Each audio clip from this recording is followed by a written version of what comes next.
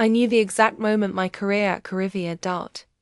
It wasn't when the HR rep with dead eyes handed me a cardboard box. It wasn't when security walked me out like I was a rogue agent smuggling plutonium in a backpack. The rot started 6 months earlier. The second Alex Carrington walked through the frosted glass doors. He wore a vest that cost more than my first car, smile polished to perfection, and eyes that never quite joined in. He looked like something engineered in a lab labeled series funding, designed to replace substance with style. I'm Brittany.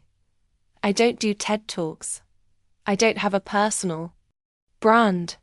No Twitter threads about crypto EPIPANIES. I sit in back rooms. Noise-cancelling headphones on, writing the code that actually makes the world work. Built Carivia. Not helped build. Not co-founded with a team. Built. 5 years of my life bled into Python scripts and brutal clinical trials. Diagnostic engine that could predict rare genetic anomalies with 99.8% accuracy before symptoms even appeared. Elegant. Precise. And critically mine. Before I ever signed a contract, I did the thing that gives corporate lawyers heart palpitations. I kept the primary patent. Carivia didn't own the engine. They leased it.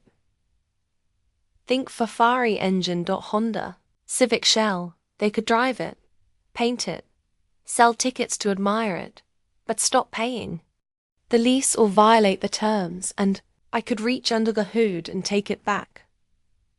Quick pause.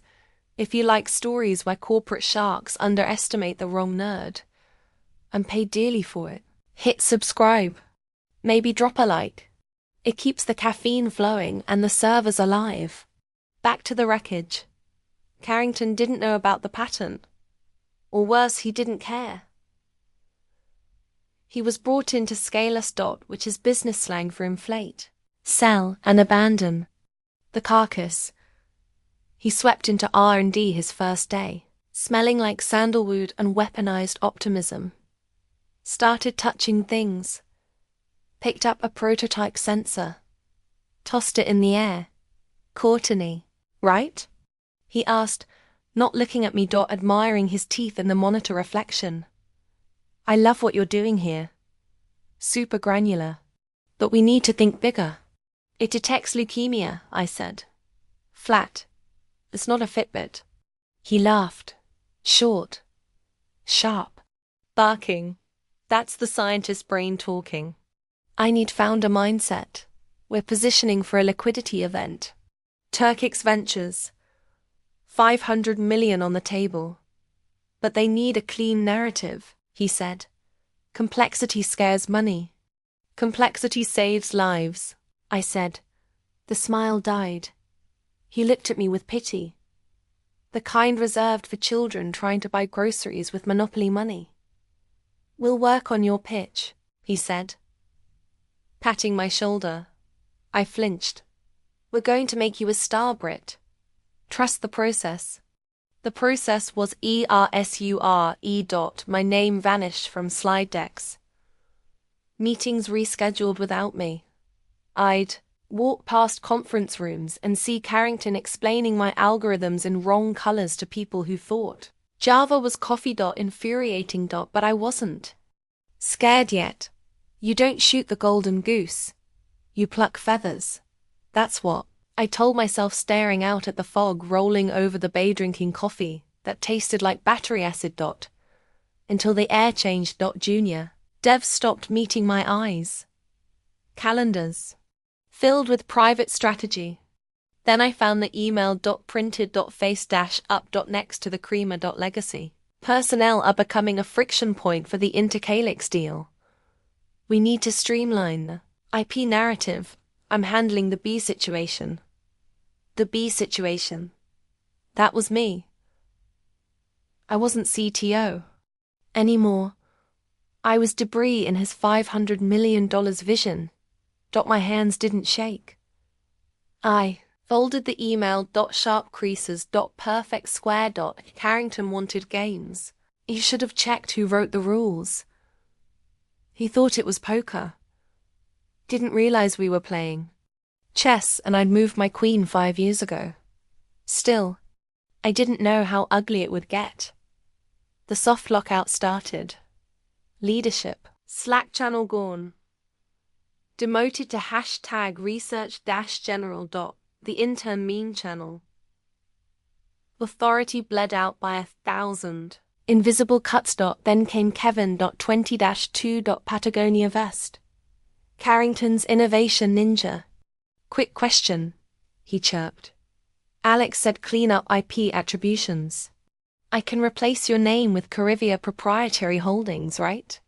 My blood went cold. Liquid nitrogen cold. He showed me the slide. My neural architecture. My recursive loop. Stamped. Property. Of Carivia Inc. That wasn't branding. That was fraud.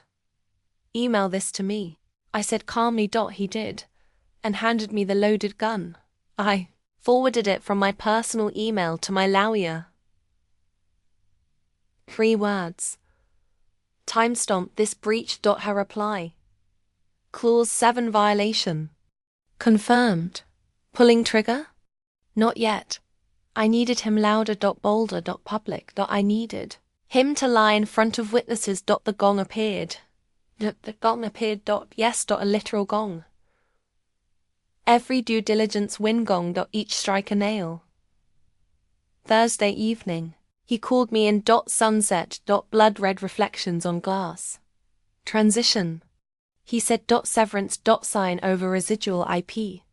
Or be buried in legal fees. He threatened to fire the patent holder. It was almost funny.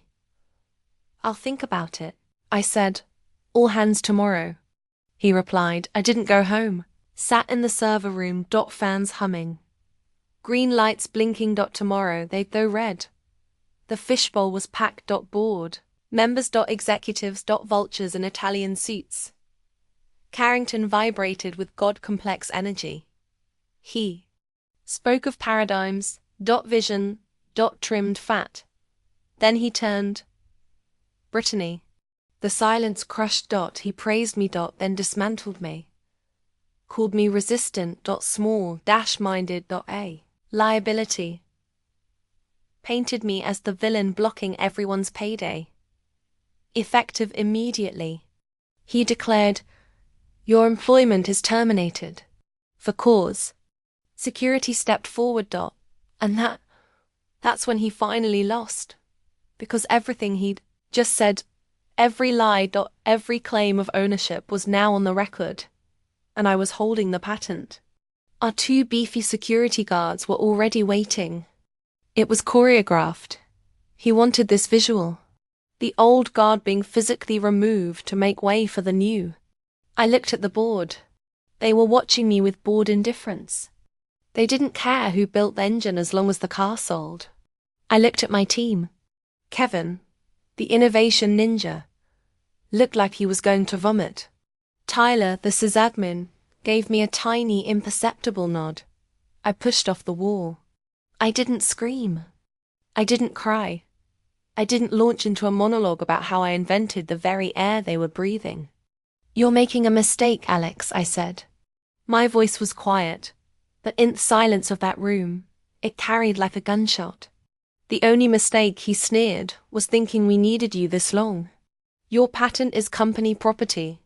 Brittany, read your contract. Now get out. Read your contract. The irony was so rich it tasted like truffles. I picked up my bag. I walked past the table of vultures. I walked past Carrington, who was already turning back to the room, dismissing me like a gnat. I felt the eyes of every person in that room on my back. They expected me to fight. They expected a scene. Instead, I walked to the door. The security guard reached for my arm. I sidestepped him. I know the way, I said. I walked out of the fishbowl through the open office, past the rows of desks where I had spent 5 years debugging, optimizing, and stressing.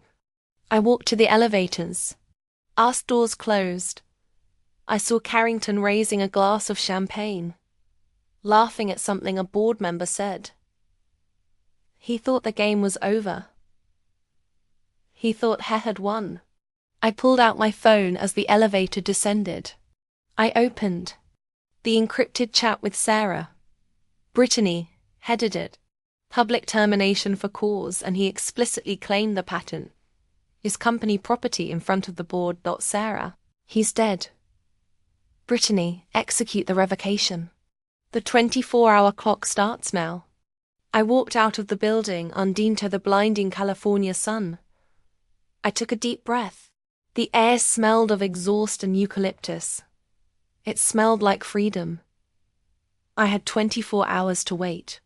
Then the world would burn. There is a specific kind of silence that follows a detonation. It's the sound of the shockwave traveling before the debris hits the ground. That was my life for the next 24 hours. I went home to my apartment in the Marina district. It's a clean space, minimalist, lots of white oak and slate with a server rack in the closet that hums like a sleeping cat. I didn't turn on the TV. I didn't check LinkedIn to see the inevitable spin Carrington's PR team was putting out. Corvia streamlines leadership for next-gen growth. I could write the headline in my sleep. Instead, I made tea. I sat on my balcony watching the fog roll over the Golden Gate Bridge, and I visualized the email that was currently sitting in the inbox of Carivia's general counsel. Sarah had sent it at exactly 11:03 a.m. Subject: Notice of license revocation. Immediate action required to General Counsel Carivia, Inc. CC Board of Directors per Clause 14B of the Master License Agreement dated 5 years ago. Licensor Brittany last name hereby exercises their right to revoke all usage rights to patent #US 99482B. The Carivia platform due to material breach of contract. Section 7 False claims of ownership and termination of the founder without cause. Section 12 Founder protections. This revocation is effective 24 hours from receipt of this notice at 11:03 a.m. tomorrow. Carivia, Inc. must cease all operations utilizing the licensed technology or face immediate litigation for patent infringement. It was a kill switch illegal. EMP. Carrington wouldn't see it. Not immediately. He was too busy drinking expensive scotch and high-fiving the investors. The general counsel, a man named Marcus who was perpetually overwhelmed, probably flagged it as urgent, but wouldn't interrupt. The party, they would assume it was a bluff. Desperate negotiation tactic from a disgruntled ex-employee. I poured a glass of wine, a nice Pinot. I watched the sun go down. Around 4 p.m., my phone buzzed. It was a text from Tyler, the sysadmin. Tyler Vibasari. Weird here. Marcus from legal just ran into Alex's office looking like he saw a ghost. Alex is yelling, "You good?" I smiled. The shockwave had arrived. Brittany, I'm great, Ty. Just doing some gardening. Keep your head down. By 6 p.m., the first call came. It wasn't Carrington. He was too proud. It was Marcus. Brittany, his voice was tight, strained. We received a concerning document from your counsel. Hello, Marcus, I said, sipping my wine. Yasum, you mean the revocation notice? Look, let's not be rash, he said, trying for a conciliatory tone, but sounding panicked. Alex was heated today. The termination, we can classify it as a layoff. We can boost the severance. Pulling the license, that's nuclear. You're destroying the company's value. The company has no value without my IP. Marcus, Alex made that clear today when he said my patent was company property. Since he seems confused about who owns it. I'm just clarifying the situation. Brittany, be reasonable. Intralix is signing the deal on Monday. If this cloud is hanging over the IP, they'll walk. That sounds like an Alex problem, not a Brittany problem.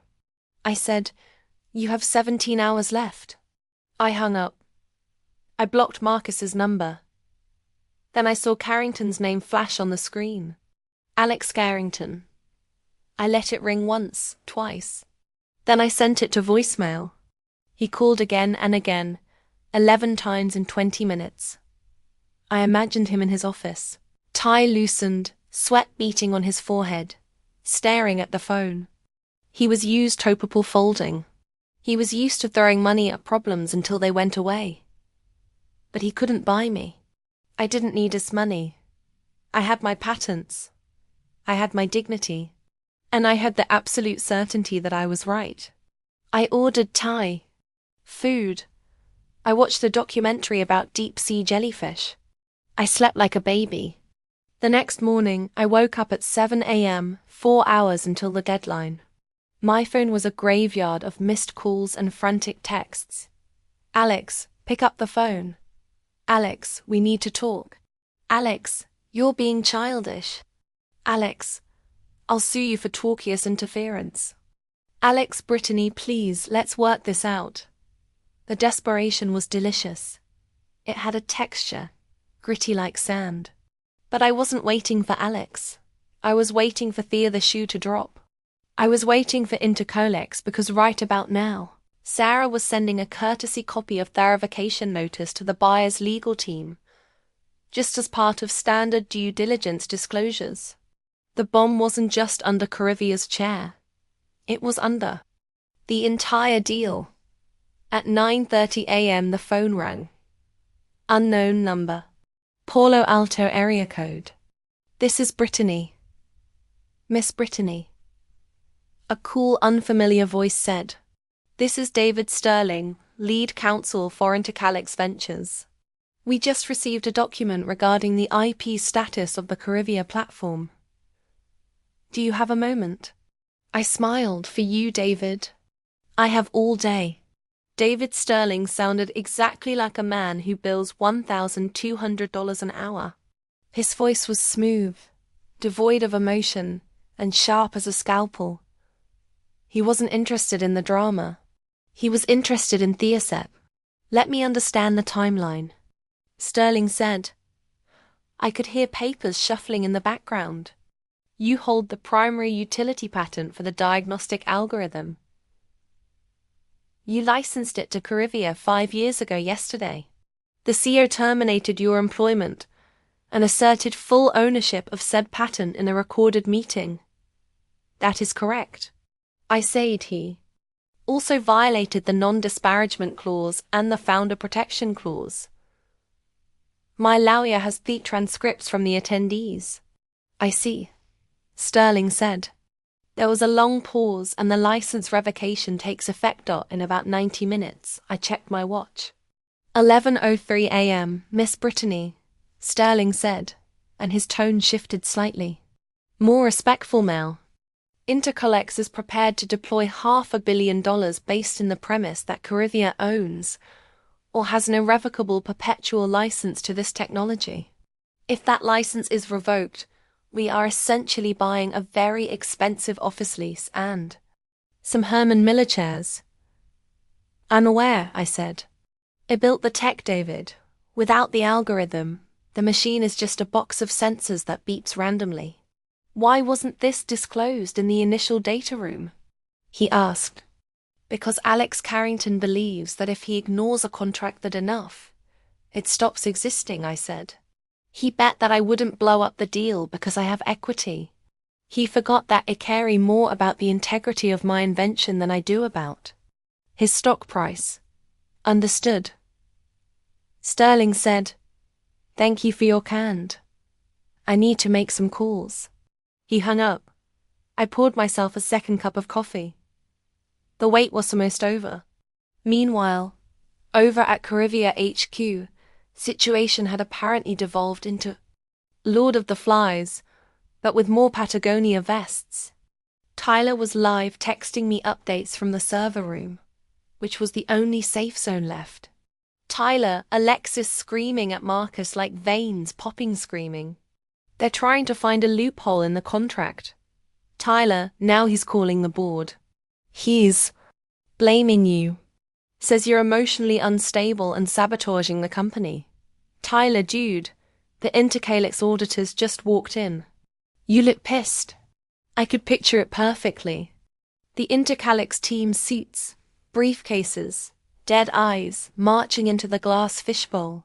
Carrington trying to put on his charm, flashing that $1 million smile, but sweating through his shirt.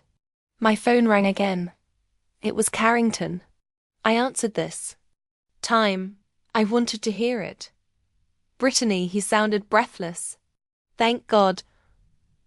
Look, I've been talking to the board. We can fix this. We can. It's over, Alex. I said it's not over. You're going to ruin everything. Do you have any idea how much money is on the table for you two?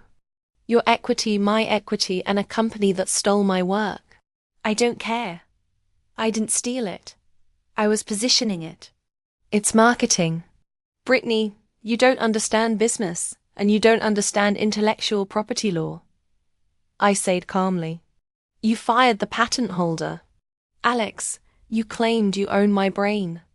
You breached the license. Their revocation is automatic. It's not a negotiation. I'll reinstate you, he shouted. Right now, you're retired. CTO, whatever you want. Just call Sterling and tell him the license is valid. I don't want to work for you. Alex, I never want to see your face again. You vindictive bee. I hung up. 10:55 a.m., 8 minutes left. I opened my laptop and logged into the back end of the Carivia system. I still had my remote access keys. Tyler hadn't revoked them yet. Bless him. I didn't do anything malicious. I didn't delete data. I didn't plan a virus. I just watched the license server status.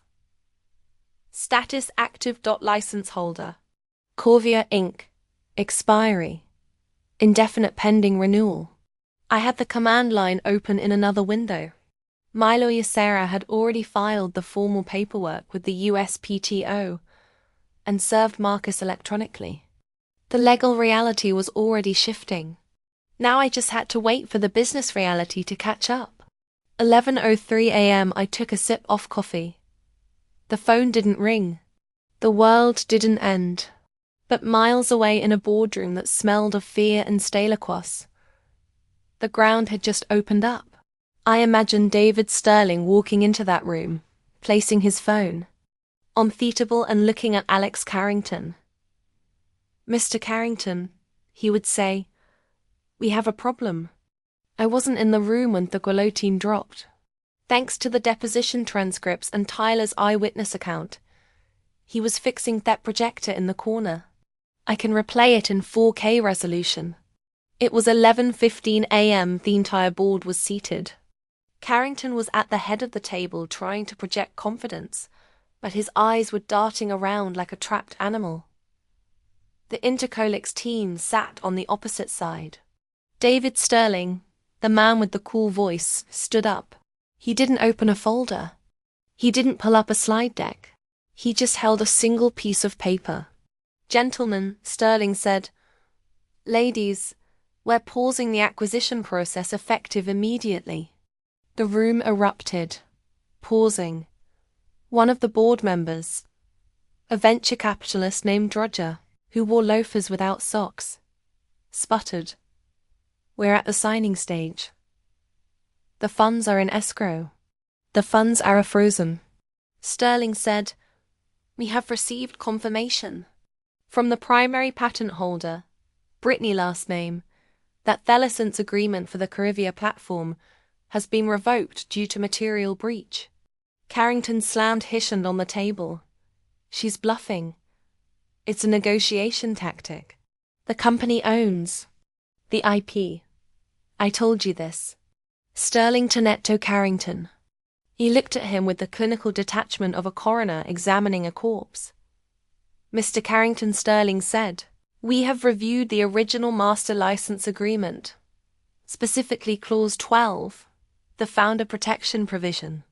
It states clearly that if the licensor is terminated without cause or if the lessee asserts ownership rights in contradiction to the agreement, the license is voidable with 24 hours notice. He slid the pap across the table. It was the email Sarah had sent yesterday. The notice was served 24 hours ago. The license is dead. As of 11:03 a.m. today, Curveballs, Inc. is operating an unlicensed medical device. Every scan you run is patent infringement. You are selling a stolen car. The board turned to look at Carrington. The temperature in the room dropped 20. Alex Roger sighed, his voice low and dangerous. Did you fire the patent holder? I streamlined the department, Carrington stammered. She was difficult. She wasn't a team player. I didn't think she would actually. You didn't think Roger cut him off. You told us the IP was secure. You told us the founder was on board with the transition. She's just one engineer, Carrington yelled, losing his composure completely. We have a whole team. We have the code.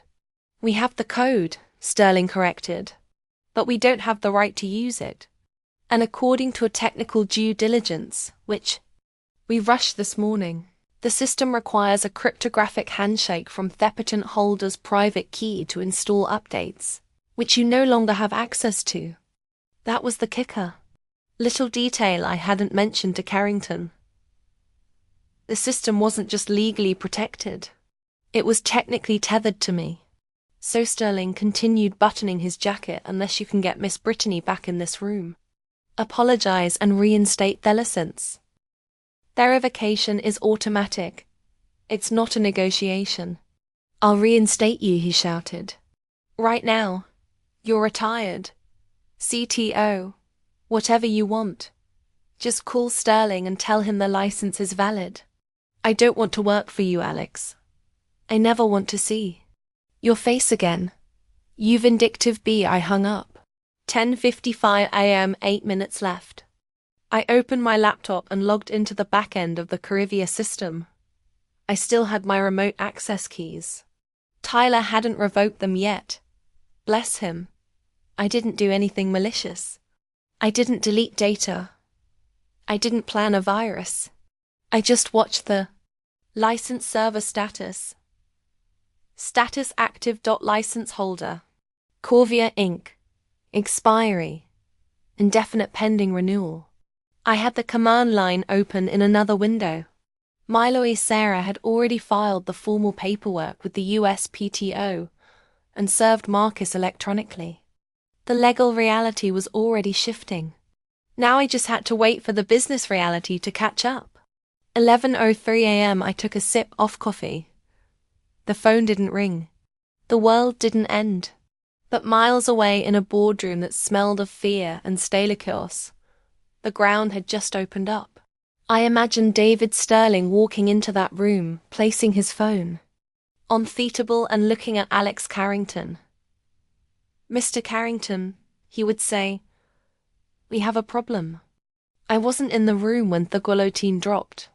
Thanks to the deposition transcripts and Tyler's eyewitness account, he was fixing that projector in the corner. I can replay it in 4K resolution. It was 11:15 a.m. The entire board was seated. Carrington was at the head of the table trying to project confidence, but his eyes were darting around like a trapped animal. The Intercolex team sat on the opposite side. David Sterling, the man with the cool voice, stood up. He didn't open a folder. He didn't pull up a slide deck. He just held a single piece of paper. Gentlemen, Sterling said. Ladies, we're pausing the acquisition process effective immediately. The room erupted. Pausing. One of the board members, a venture capitalist named Roger, who wore loafers without socks, sputtered. We're at the signing stage. The funds are in escrow. The funds are frozen. Sterling said, we have received confirmation from the primary patent holder, Brittany last name, that license agreement for the Curveballs platform has been revoked due to material breach. Carrington slammed his hand on the table. She's bluffing. It's a negotiation tactic. The company owns the IP. I told you this. Sterling Tonetto Carrington. He looked at him with the clinical detachment of a coroner examining a corpse. Mr. Carrington, Sterling said, we have reviewed the original master license agreement, specifically Clause 12, the founder protection provision. It states clearly that if the licensor is terminated without cause, or if the lessee asserts ownership rights in contradiction to the agreement, the license is voidable with 24 hours' notice. He slid the paper across the table. It was the email Sarah had sent yesterday. The notice was served 24 hours ago. The license is dead. As of 11:03 a.m. today, Carivia Inc. is operating an unlicensed medical device. Every scan you run is patent infringement. You are selling a stolen car. The board turned to look at Carrington. The temperature in the room dropped 20. Alex Roger sighed, his voice low and dangerous. Did you fire Thepperton Holder? I streamlined the department. Carrington stammered. She was difficult. She wasn't a team player. I didn't think she would actually. You didn't think Roger cut him off. You told us the IP was secure. You told us their founder was on board with the transition. She's just one engineer, Carrington yelled, losing his composure completely. We have a whole team. We have the code. We have the code. Sterling corrected. But we don't have the right to use it. And according to a technical due diligence, which we rushed this morning, the system requires a cryptographic handshake from Thepperton Holder's private key to install updates, which you no longer have access to. That was the kicker. Little detail I hadn't mentioned to Carrington. The system wasn't just legally protected. It was technically tethered to me. So Sterling continued buttoning his jacket unless you can get Miss Brittany back in this room. Apologize. And reinstate the license. This company is worth zero. Actually less than zero. You're looking at lawsuits from patients, investors, and us. Carrington looked at his phone. He looked at the board. He looked at the door. I can fix this, he whispered. You can't fix anything, Roger said. He stood up. Get out. Excuse me. You're done, Alex. The board is convening an emergency session. You are relieved of your duties pending an investigation into gross negligence. Carrington stood there, his mouth opening and closing like a fish. The golden boy, the disruptor, the visionary.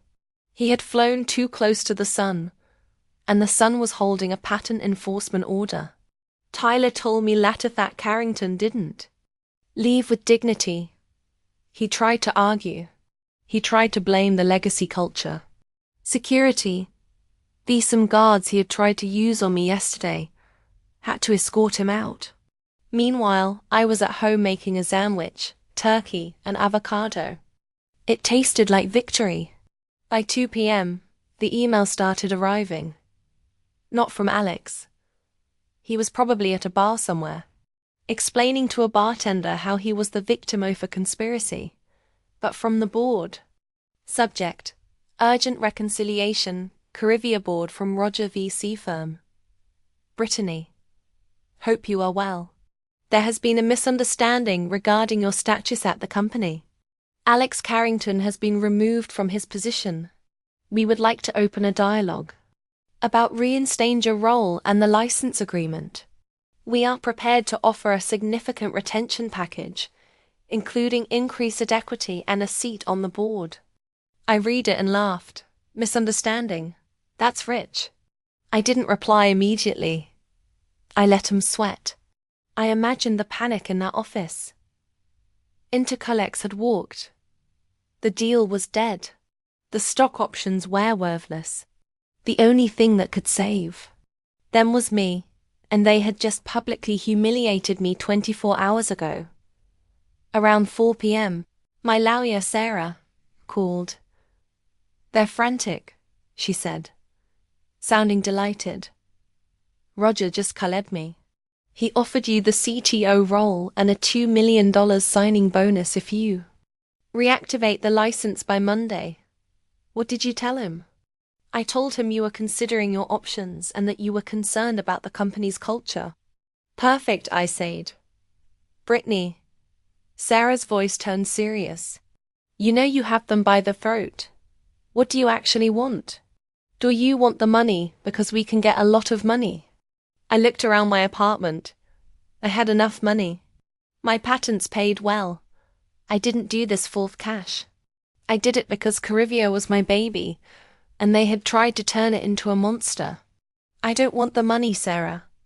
I want the tech. What do you mean? I want the IP back fully. No license.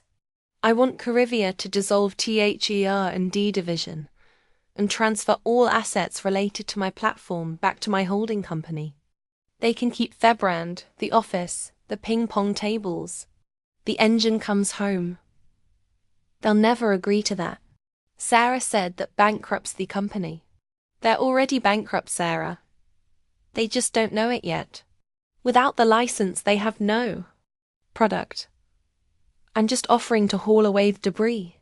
The standoff lasted for 3 days. Corvia's stock private valuation tanked as rumors leaked. The junior engineers, my team, started resigning in droves. Tyler sent me a selfie of himself holding a box of his stuff with the caption Titanic violin player JPG. Finally, on Tuesday, the board caved. They had no choice. Intercollex had officially pulled the offer. The company was bleeding cash. They needed to liquidate. I agreed to a meeting, not at the office. A coffee shop in the Mission. Neutral ground. Roger showed up looking 10 years older. He didn't order anything. You win, he said. He slid a folder across the table. Asset transfer agreement. We release all claims to the Carivia platform. You drop the patent infringement suit. We go our separate ways. I opened the folder. It was all there. My code, my data, my life's work returning. To me. And Alex, I asked. Alex is facing a shareholder lawsuit for breach of fiduciary duty. Roger said grimly. He won't be a CEO in this town again. I signed the paper. Pleasure doing business with you, Roger, I said. He looked at me with a mix of fear and respect. You know, he said, Alex told us you were just a scientist. He said you didn't have the stomach for business. Alex confused business with bullying. I said, science is about consequences, cause and effect. He just forgot that part. Here's the thing. They never understood the detail that makes this world disaster almost funny in a tragic way. Even if Alex hadn't fired me, even if he had smiled, given me a raise, and kept me in the basement while he sold the company, he still would have failed. About 2 months before the junior analyst incident, I had filed a new patent. See, the Carivia platform relied on a specific machine learning model to interpret the genetic data. But models drift. They degrade over time. To keep the accuracy at 99.8%, the system needs data recalibration every 6 months. I had invented a new method for this recalibration, an automated feedback loop that made the system self-healing. I filed it as a continuation and part to my original patent. It was a separate piece of IP, owned 100% by me and not covered under the original license agreement with Carivia because it was developed on my own time, on my own servers, using a loophole in my employment contract that excluded personal projects. Carvia's entire valuation was based on the system's high accuracy. But without my new update, which I held the keys to, the accuracy would have dropped to 85% within 6 months. The Intercalyx deal would have closed. The system would have degraded. and Intercalix would have sued Corivia for selling them a lemon. Alex Thorpe was selling a perpetual motion machine. He was actually selling a wind-up toy, and I was the one holding Meki. Sat in my apartment looking at the two documents, the original patent, the continuation. They thought they could extract the value and discard the creator. It's the classic Silicon Valley delusion. They think the IP is a static asset, like a gold mine. You find it, you claim it, you dig it up. But software isn't a gold mine.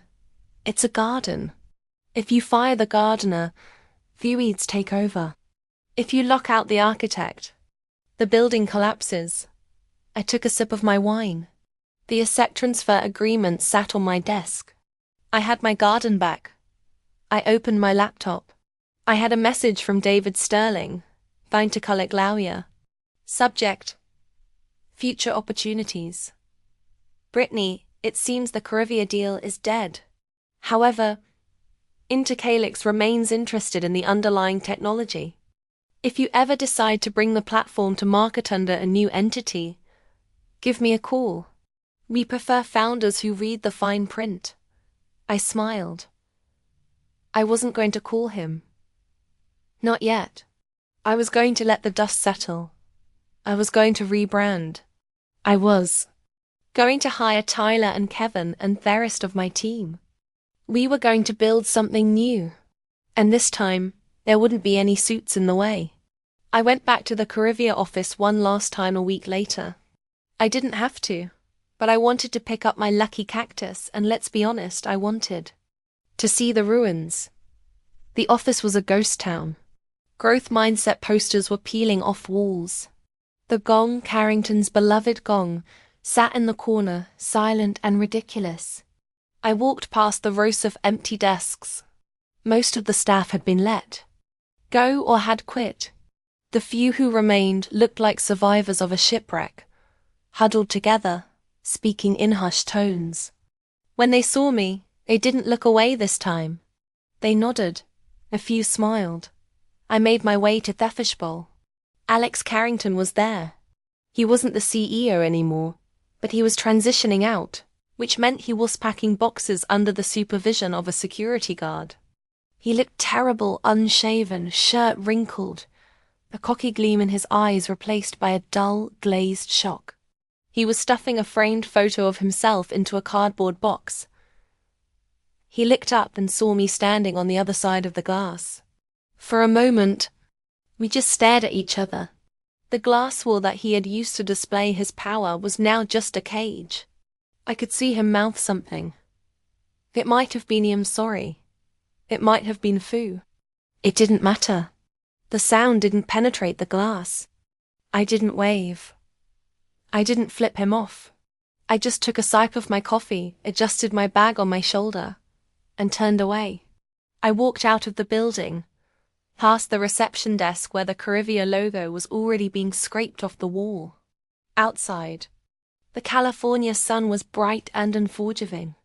I pulled out my phone. I had a text from Tyler. "Tyler, servers are secure. We're ready to migrate the data to the new instance. Whenever you say go," I typed back, "Go." I walked to my car, tossing my bag in the passenger seat. I started the engine. It purred a precise, well-engineered sound. They tried to steal my fire. They forgot that fire burns if you don't know how to hold it. I pulled out into traffic, merging onto the 101. The radio was playing something loud and fast. I turned it up. The patent was safe. The team was safe. And me, I was just getting started. Hey, thanks for listening the whole saga. If you enjoyed watching a tech bro get legally obliterated, hit that upvote. And seriously, read your employment contracts. Cheers.real power doesn't announce itself. It simply acts with precision. Brittany showed them that underestimating quiet competence comes with a steep, swift price. True authority isn't about yelling or empty titles. It's about holding the absolute keys. Always know your worth and protect it fiercely because some lessons are only learned the hard way. Appreciate you all for sticking through this one. See you in the next story.